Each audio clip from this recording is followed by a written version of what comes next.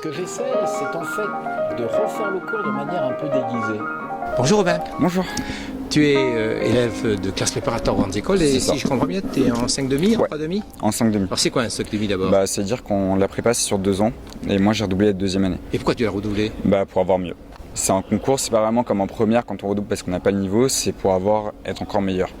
Donc ça me permet de pas forcément suivre le cours parce que je le connais déjà. Enfin c'est vraiment une manière de réviser encore une fois. D'accord. En physique, on sort de cours de physique, là c'était les ondes stationnaires, le professeur utilise la classe inversée. Ouais. Il l'utilisait déjà l'an dernier ? Ouais. Et il est en train d'augmenter la proportion de classe inversée dans l'année. On en fait de plus en plus. Alors comment tu perçois toi la classe inversée ? C'est quoi toi la classe inversée ? Tu le résumerais comment ? Une classe inversée, ça se déroule le week-end, c'est sur des vidéos. Et en fait, on doit regarder des vidéos le week-end. C'est exactement comme un cours, sauf qu'on va avoir accès à plein d'expériences grâce aux vidéos. Enfin, il y a beaucoup plus de matériel possible, que ce soit pour des expériences ou même tous les schémas bien propres. Enfin, on a plus de temps.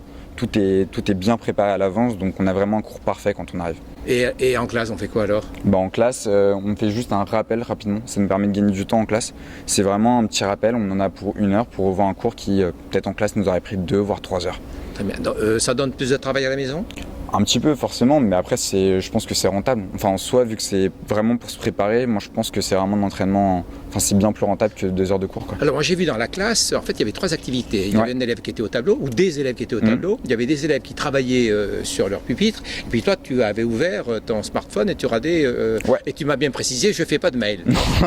D'accord. Donc en fait on travaille différemment. Ouais, c'est ça en fait en 5,5, il faut être suffisamment autonome pour choisir si on continue d'écouter le cours parce qu'on n'est pas assez au point dessus ou si on préfère justement s'entraîner sur d'autres points, aller voir plus loin ou faire des sujets carrément.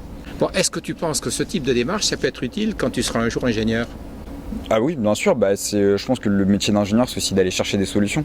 Donc en soi, c'est intéressant de s'entraîner plus ou moins, enfin c'est un peu ridicule de dire ça, mais d'aller chercher des informations sur Internet et d'être prêt à ne plus écouter un cours pour aller chercher d'autres informations qui nous paraissent plus utiles. Donc il y a un mix entre du travail personnel, autonome, y compris en classe, mais aussi écouter le professeur ou les camarades quand ils expliquent le cours. C'est ça, bien sûr, il faut être capable de savoir si on est au point sur le cours ou pas. Donc c'est de l'hybridation totale, ça. C'est ça. Ouais, pour résumer. Mais le prof, il m'a donné le sentiment, ce professeur, qu'en fait, il circulait plutôt dans la classe. On avait l'impression qu'il ne faisait pas de cours. Alors, en fait, il considère que l'avantage d'un élève, c'est qu'il parle mieux aux autres élèves. C'est-à-dire qu'il sait où sont les difficultés parfaitement en 5,5, vu qu'il a fait le cours l'an dernier. Il sait où ça peut poser problème pour le cours, donc il va peut-être être plus apte à comprendre les difficultés des élèves. Puis il fait des vidéos. Oui, ça lui demande tellement de travail, ça lui demande pas mal de temps pour faire ses vidéos, quoi. Ouais. Il travaille. T'es satisfait de la méthode ? Ouais, moi j'adore. Moi je suis un grand fan. Bonjour Raphaël. Bonjour. Tu étais l'an dernier en maths sup. C'est bien ça. Et l'an dernier, est-ce qu'on pratiquait la classe inversée ? L'année dernière, non, on n'avait pas encore de classe inversée. Là, c'est plutôt Monsieur Granier donc notre prof de physique, qui a introduit cette méthode. Oui. Et moi, je pense que c'est plutôt une bonne chose parce que justement, on s'adapte. Ça se voit que le prof s'adapte à nos nouveaux modes de fonctionnement, quoi. Parce que on peut pas rester dans le. Moi, je pense qu'on peut pas rester dans les modes classiques où c'est dans le frontal systématique. Voilà, c'est ça, dans le frontal systématique. Bon, alors la classe inversée, comment ça fonctionne alors avec Monsieur Granier ? Il nous envoie tous un mail avec le lien de la vidéo sur Internet. Oui, d'accord. Et donc on est chargé de prendre des notes, de bien comprendre le cours. Comme ça, on peut arriver en cours, on fait un petit rappel. Donc c'est assez succinct comme on vient de faire maintenant. Et donc ensuite on fait des exercices, on peut passer plus rapidement aux exercices, le professeur peut plus nous expliquer en profondeur et donc ça va plus vite et il y a une meilleure ambiance, je trouve. Et entre camarades, j'ai vu que vous étiez regroupés, 5,5, 3,5, que des camarades vous expliquent le cours. Est-ce qu'ils l'expliquent de la même façon que l'expliquerait le professeur ? Non, pas du tout, c'est complètement différent. Alors, quelle est la différence ? Je trouve que c'est plutôt une richesse, la classe prépa, surtout de l'aspect, puisque donc en sup on n'avait pas ça.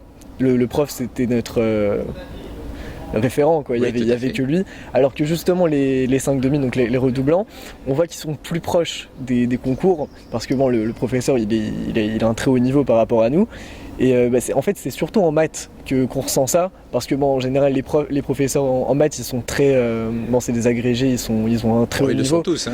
Voilà, non mais en maths ça se ressent plus, quoi. Ouais, d'accord. Et moi des fois j'ai l'impression, je pense que c'est tout le monde à peu près pareil, je pose une question au prof et c'est pas qu'il la comprend pas, mais c'est qu'il est vraiment trop au-dessus de ça pour vraiment descendre à mon niveau et m'expliquer les choses et les telles camarades, quelles. c'est pas ça. Alors que voilà, les 5,5, par exemple, l'autre fois j'avais posé une question sur les probabilités et j'ai pas compris une définition. Et donc le professeur a essayé de m'expliquer. J'ai pas trop bien compris. Et du coup, ensuite j'ai demandé à des 5,5.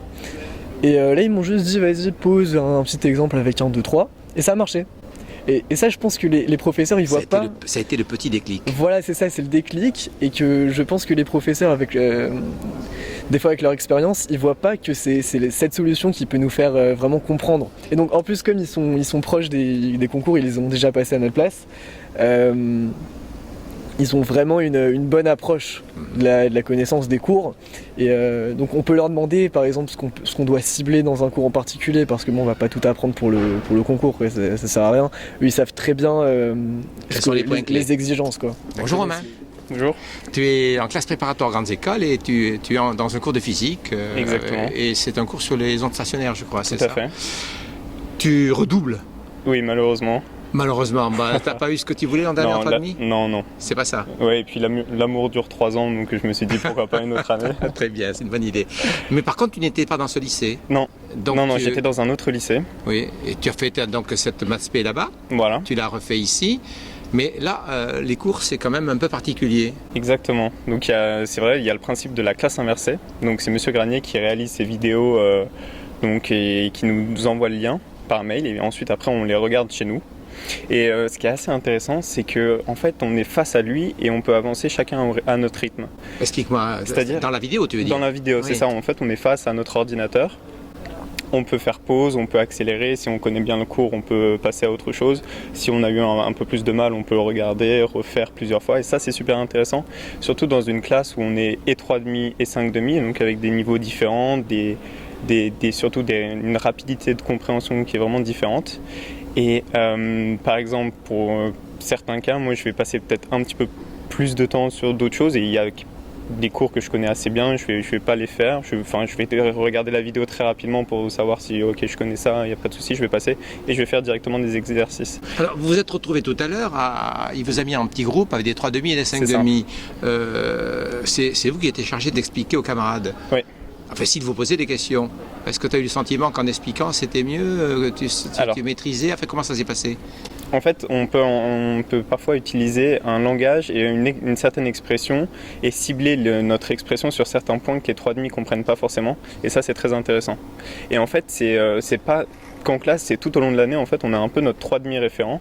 Et par exemple, à chaque TP, à chaque séance d'exercice, en fait, il va venir à côté et on va évoluer ensemble, il va nous poser des questions. Et en ce sens, c'est vraiment pas mal. Il y a une certaine émulation et du coup, nous, en fait, on a envie de bien expliquer et bien comprendre. Donc, on va aussi utiliser bien nos mots et choisir nos expressions pour qu'ils puissent nous comprendre. Donc, aussi, on va essayer d'améliorer notre vocabulaire scientifique et notre élocution et notre expression. Donc, ça, c'est très intéressant. Et d'un autre côté, le 3,5, il va peut-être se sentir un petit peu plus libre de poser, et voilà, en confiance, et de poser peut-être des questions qu'il n'oserait vraiment pas poser à un professeur parce que vous n'allez pas le noter, quoi. Si voilà, c'est ça, exactement. Et puis surtout que, s'il le pose, tout le monde se pose les questions, et mieux vaut qu'il nous les pose à nous qu'il ne les pose pas du tout. Dans le métier que tu vas exercer plus tard, est-ce que tu penses que cette expérience te sera utile? Je pense que oui, ce sera toujours une expérience utile de partage, d'expression, de communication, et il y a une certaine émulation qui est très intéressante, et je pense que dans le travail en équipe, ça va servir. En fait, pourtant, vous allez être concurrents lorsque vous allez passer des concours. Oui, mais c'est comme ça dans chaque prépa, et c'est ça qui fait un petit peu la spécificité de la prépa. Très bien, merci. Merci.